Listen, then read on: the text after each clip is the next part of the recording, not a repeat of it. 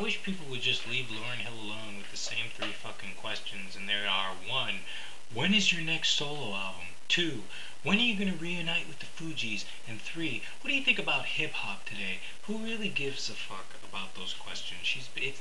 When's the last time Miseducation of Lauryn Hill was a great album.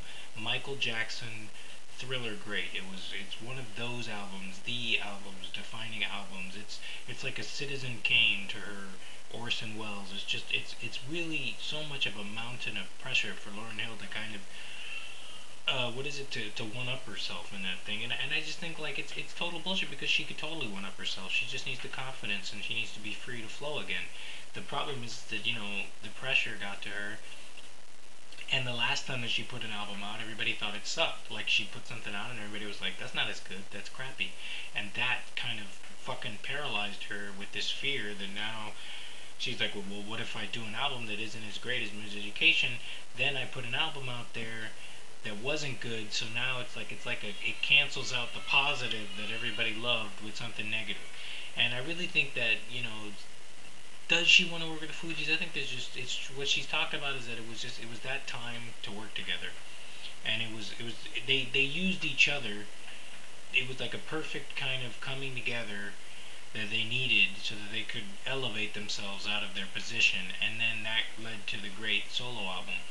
Then now for them to go back to that is kind of like it's like crawling back into a hole that you got out of. And loud fucking noises behind me, annoying.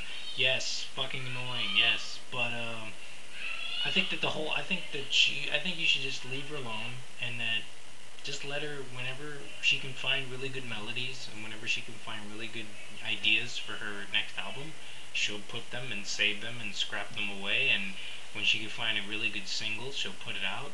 And I mean, it's really, I would just say to Lauryn Hill, you don't even have to try that hard. Like even at your worst, it's gonna be better than others, because just listen to the current age of hip hop and all this stuff, that it will suck.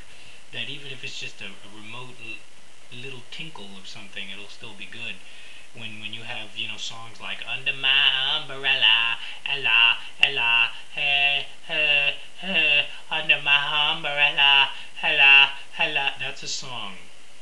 Come on, Lauryn Hill. That's what your competition is. I guess Alicia Keys would probably be your best. I don't put her in the same character, but she's probably the one that filled the void of Lauryn Hill. But keep in mind, this is what you're competing against, Miss Hill. Under my umbrella, Allah, Allah, her, under my umbrella.